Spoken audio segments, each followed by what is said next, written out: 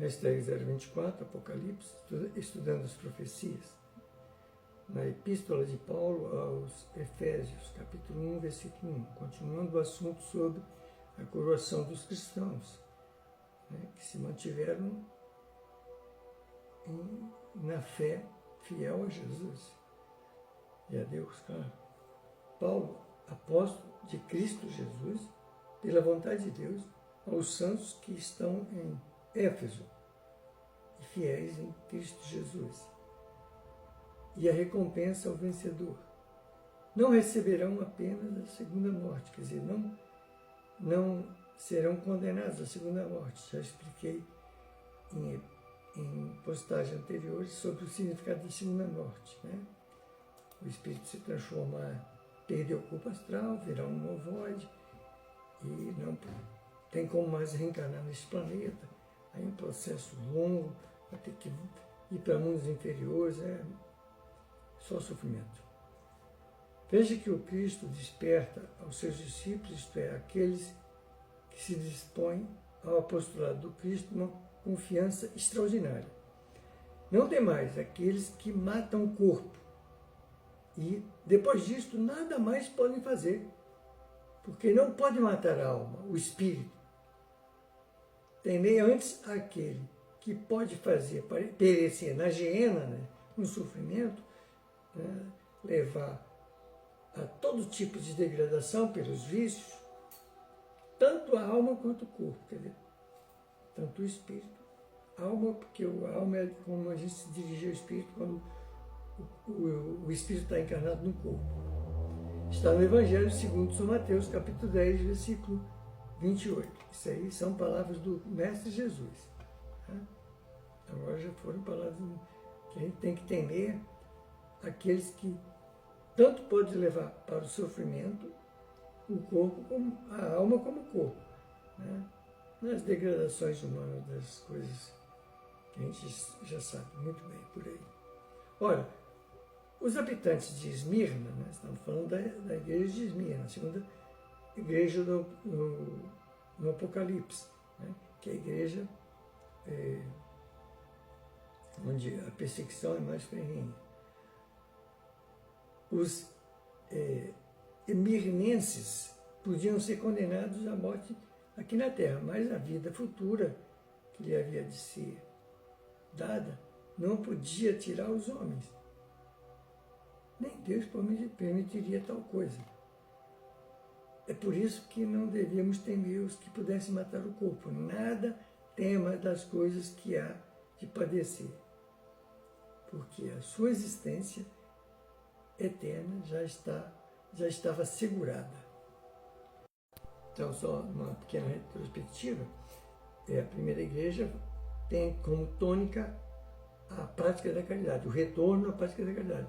Na segunda, que é a Esmirna, aqui já é a fidelidade quanto à perseguição. Mas a palavra Esmirna significa apenas mirra,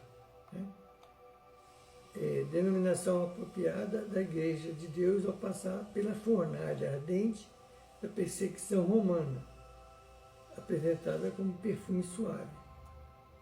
Então vamos entender isso aí, alegoricamente, significado que esse sofrimento da perseguição é como se o espírito estivesse passando sobre uma fogueira, uma fornalha, e dali vai surgir o perfume da fidelidade.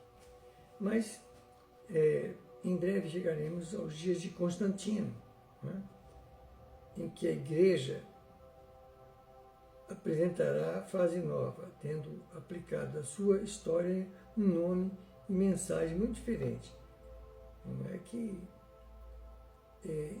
será endeusado, não, tem o seu lado perigoso. Ora, no caso do Constantino que eu estou falando.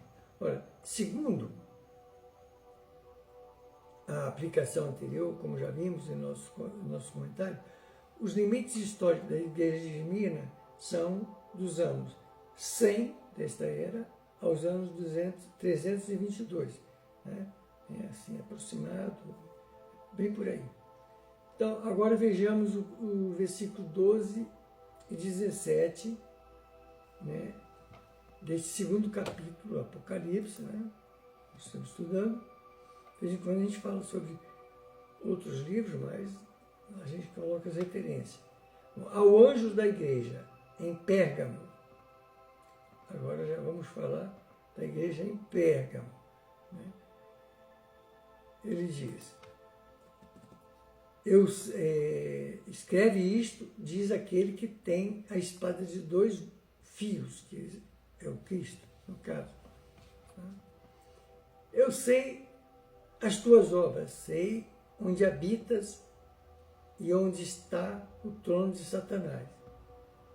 Mas guarda o meu nome e não negaste a minha fé, ainda nos dias de Antipas, minha fiel testemunha, que foi morto entre vós, onde habita Satanás. Mas tenho algumas coisas contra ti, porque tens aí, né, estamos falando agora da carta à igreja em Pérgamo, tá? Os que seguem a doutrina de Balaão, o qual ensinava Balaque a lançar tropeços diante dos filhos de Israel para que comessem dos sacrifícios da idolatria e se prostituíssem.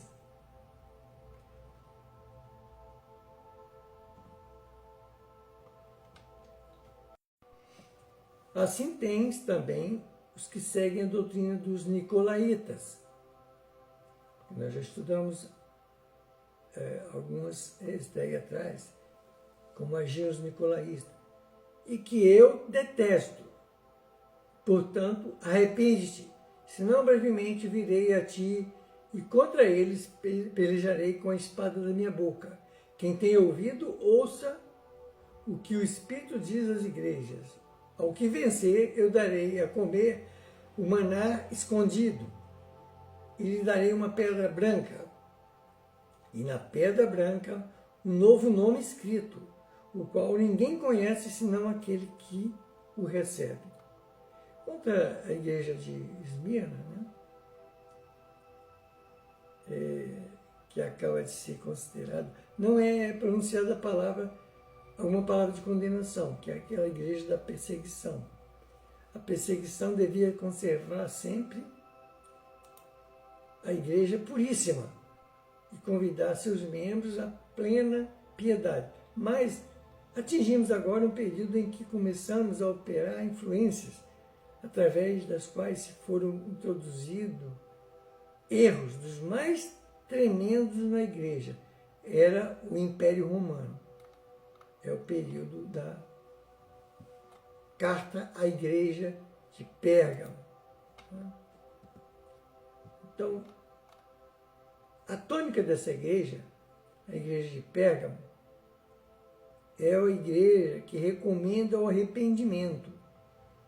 A palavra Pérgamo significa altura, elevação, né? Mas a tônica dessa carta à igreja de Pérgamo é arrependimento.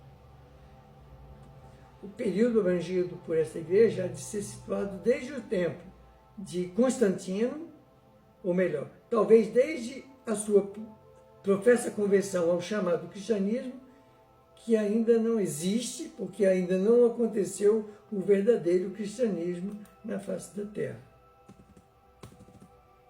Vamos continuar na próxima.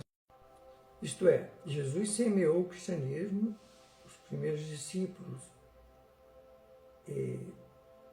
plantaram as sementes, mas ainda não existe aquele cristianismo no planeta Terra que Jesus profetizou, que vai ser implantado.